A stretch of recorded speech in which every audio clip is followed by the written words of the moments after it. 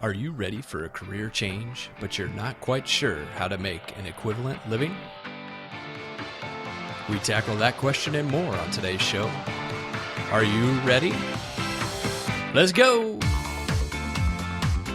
Hey everybody, Ryan Roten here, and this is the Brand New You podcast, where we explore how to use personal branding and social media to impact your career.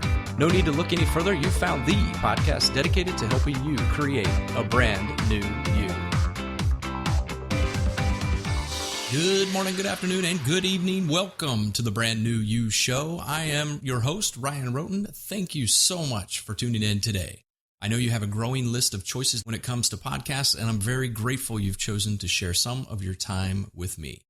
So let's go ahead and start off today's show with just a simple question. When was the last time you had a job interview? You see, I was recently discussing career options with a client who was contemplating a career change. And during the course of our discussion, he let it slip that he hadn't had an actual interview in over 7 years. Now, he was a little concerned about how he would handle the interview, and this is understandable because the whole interview process seems designed around making you as uneasy and as uncomfortable as possible.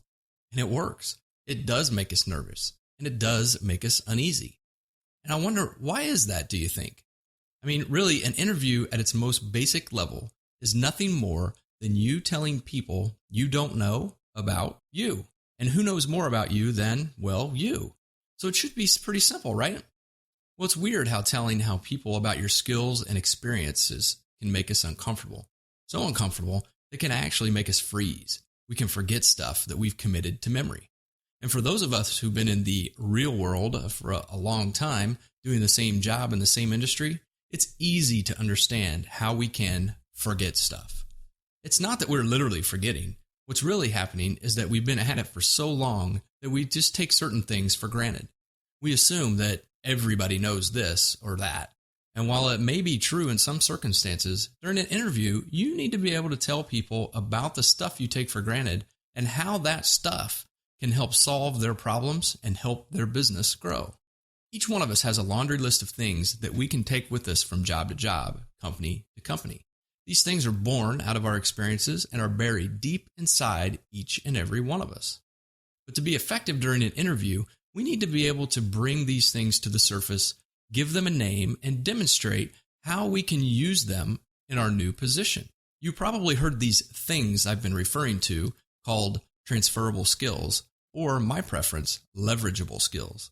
They are what got you where you are, and they are what will get you to where you want to go next. And that is the topic of today's discussion. It turns out that my client's admission was just the tip of the iceberg and wasn't really the only thing that he was nervous about. He'd been in the same industry with the same company for a very long time, and he had recently lost a parent, and with it, the invisible barrier to our own mortality. Now, this barrier protects us from the larger questions in life that at our younger ages, we don't even know to ask. We're so busy trying to advance in our career that the barrier blocks out these questions so that we can remain focused on our goals. But once that barrier is down and we begin to see how short life really is, we start to ask ourselves questions like, I hate my job, but how can I earn an equivalent living? Why are others getting promoted but not me? Now, we've touched on these questions in previous shows, but the reality is that these are some big and powerful questions. These are also classic signs of a midlife transition. And yes, I said transition as opposed to the more typical term of crisis because I believe it is at this junction of our lives where we can make the most difference and we can have the most impact on ourselves and those around us. You see, because it's in this season of our lives when we're finally ready to ask and ultimately do the work that will help us find the answers to these questions that were previously hidden behind that invisible barrier. And the answers to these questions lie with our ability to understand and apply our transferable skills. Now, the midlife transition is normal. We're all supposed to go through it. Now, when it happens varies for each and every one of us, but the outcome of this process can help us get to the next season in our lives. Just because we've done one thing for most of our lives does not mean that we have to do the same thing for the rest of our lives. We can change our path. And the way I see it, once we reach this point of self-reflection or self-doubt, we really only have two choices. We can accept and stay, or we can choose to reboot and transition. Accept and stay means just that. You maintain the status quo, you stick to the same job, probably with the same company, but if not, you'll stay in the same industry for sure. You choose comfort over challenge, you choose complacency over adventure. And that's okay, because as Judge Smales says in Caddyshack, the world needs ditch diggers too. Now, on the other hand, you can choose to reboot and transition, to perceive and believe. And in choosing this path, you are saying out loud that the status quo no longer holds you, it's unacceptable to you, you no longer want to be a ditch digger. And referring to Steve Jobs' quote on standing in front of a mirror, you know something needs to change.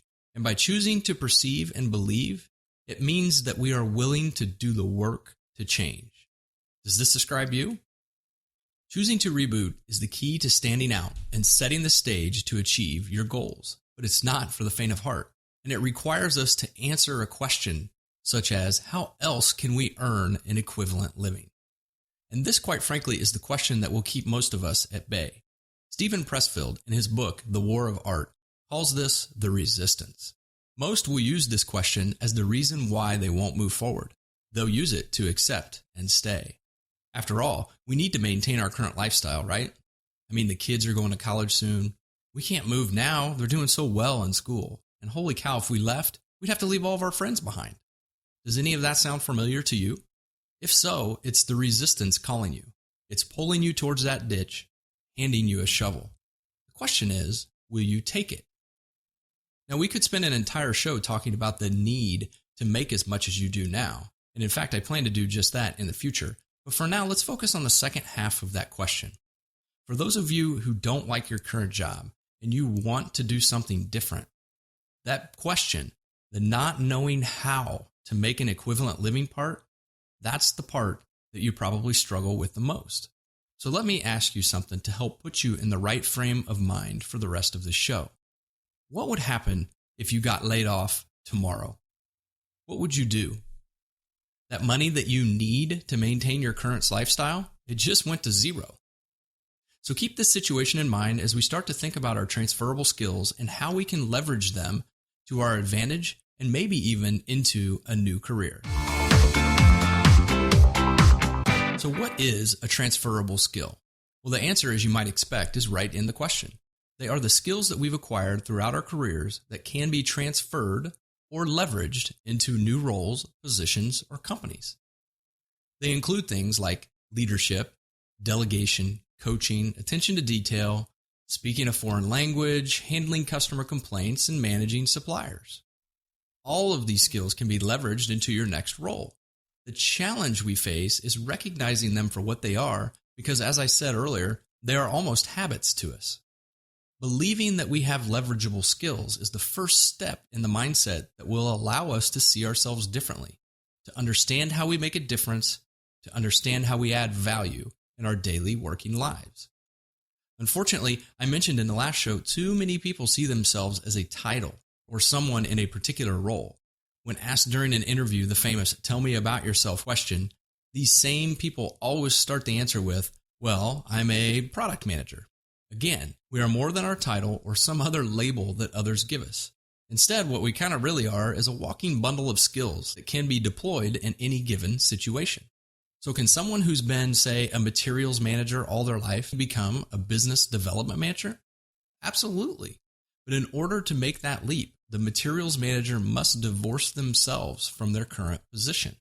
You have to see yourself differently. You're not a materials manager. That just happens to be what you get paid to do. And if you can perceive this, then you're in the right mindset to start believing that you can become something else. You can become a brand new you.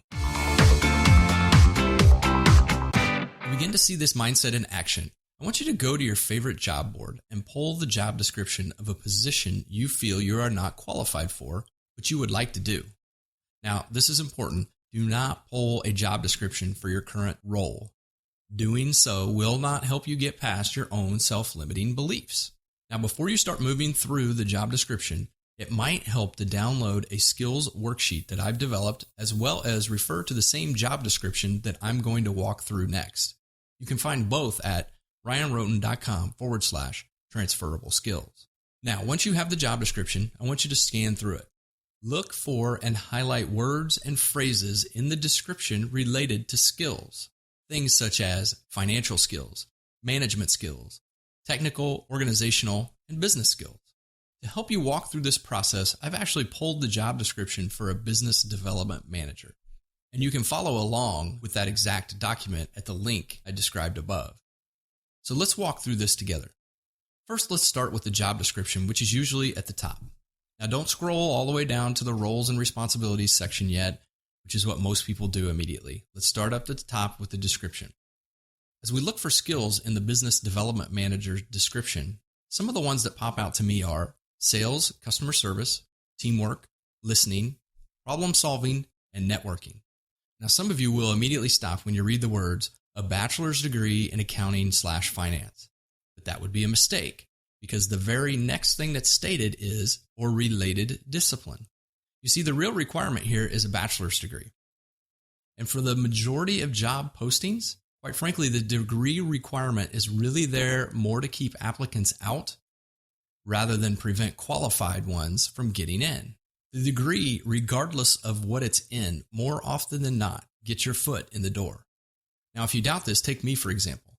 My degree is in aeronautical technology, yet I have spent my entire career in manufacturing. My degree opened the door.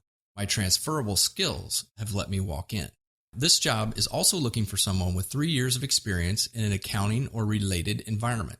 Some of you will read that and say, well, I don't have 3 years of experience in accounting, and you'll move right on to the next job posting. And again, if you read it this way, then you've not divorced yourself from your current title or position, and that's a mistake.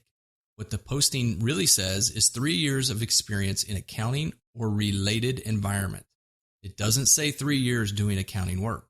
Hopefully you're starting to see how this works and how these job descriptions are really just littered with skills. So now let's go down through the roles and responsibilities and look for additional skills. Can you develop and maintain an account? Well, if you're a materials manager, for example, you have to maintain multiple accounts with suppliers every day. Can you cultivate existing relationships? Again, materials managers do this regularly every day with their suppliers. Sell solutions. Because materials managers see a larger picture, they can identify and present alternative solutions to common problems. Can you share information daily with team members? I mean, really, we all do this one, right? And that's especially true with the materials managers. At least the ones I've worked with have never been shy to share information. Are you starting to see how skills for a business development manager can be and are executed daily by the materials manager? They are two very different roles, but they do have similar skill sets. Now, let's move on to qualifications. This is another area where we look for reasons not to move forward, to let the resistance and status quo take over. The first one is the bachelor's degree in accounting and finance, which we've kind of already discussed. Now, because the description states or related discipline, they simply are just telling us that they really want somebody with a bachelor's degree. 3 years of experience that includes customer experience in sales. All materials managers have customer experience. Their customer, however, may not be the ones buying the end product. Instead, their customers are product managers, the shop floor, the operations managers, the people that they interact with every day. You have to remember the customer-supplier experience exists even within business processes in our own facilities. And a materials manager needs to be able to sell their ideas and solutions. Last one, are you adept at multitasking and prioritizing, i.e. time management skills? So materials managers all need to be able to manage your time. And you do as well. You do it every day. Now that we've gone through the job description and highlighted the words and phrases that relate to skills, I want you to reflect back on your current job. Think of examples when you demonstrated the skills that you've highlighted. Those situations are the stories you will tell when asked about during an interview. And while telling your story, you need to be able to tie it to how that skill can be used to help the company to which you're applying. As an example, if you're a materials manager, you could say, I develop and maintain accounts every day. If I don't, we would not be able to ship any product. As a business development manager, I would be able to use those skills to help identify the specific career needs of your candidates and match them to the client they are best suited to work for. You see, you need to be able to reframe all of your skills you identified and be able to relate them to the job to which you're applying for. Now, without a doubt, you will find skills that are required for a job that you don't possess. And for those particular skills, you're not going to be able to relate your experiences to the job. These are gaps in your experience that you will need to fill before you can make a change or a pivot. And this is especially true if you're wanting to make a complete career change, say going from being a materials manager to a software developer. Now, there are many ways you can obtain these skills to fill the gaps you've identified. Some will take longer than others to obtain. For example, you could go back to school and get a degree, or you could go to a vocational school. Another way to gain skills is to take classes to get specific skills, such as how to use Adobe Photoshop or Adobe Illustrator. These classes can be taken online at places like Udemy or at a local community college. Yet another way to gain valuable skills is by volunteering within your community. Now, for me, this might just be the best way because it does multiple things for you all at once. First, it demonstrates your interest in the local community, which is growing in importance to companies. Second, it allows you to develop skills that you won't necessarily get the chance to develop working at your current company. For example, you could take a leadership position within a nonprofit organization to further develop your leadership, organizational, and multitasking skills. And finally, volunteering provides you with the opportunity to network and show others within the organization your skill set. Now, any way you approach it, you will need to develop the skills where you have gaps. But to know which ones you need to develop, you need to know what you want to do next. That's why this time of transition is necessary for us all. It gives us a chance for the good old do-over that we abandoned on the playing fields of our youth. An opportunity to change our course, to do something different, to do something that fills us with joy and satisfaction. Of course, that's only if you choose to reboot and transition, to perceive and believe. And if you decide to accept and stay, well, that's okay, because the world needs ditch diggers too. So your action today is to identify your transferable skills. In today's show notes, you'll find a worksheet provided, again, at ryanroten.com/transferable skills. Use the worksheet to identify your skills. Once you know yours, compare them to a position that you want. Do you have any gaps? How are you going to close those gaps? If you'd like to share your transferable skills, send me an email to rlroten@gmail.com. Use the subject line transferable skills and let me know what you think. Or you can head on over to ryanroten.com/podcast. Right there in the middle of the page is a speak pipe button. Click it and you can record a voice message and send it directly to my inbox. If you do, I will share it on the next show. Speaking of the show, one of the best ways you can help this show continue to grow and serve others is to stop by iTunes and leave an honest 5-star rating and review. Doing so will greatly help to increase the show's visibility in iTunes. So until the next time, I've been Ryan Roten.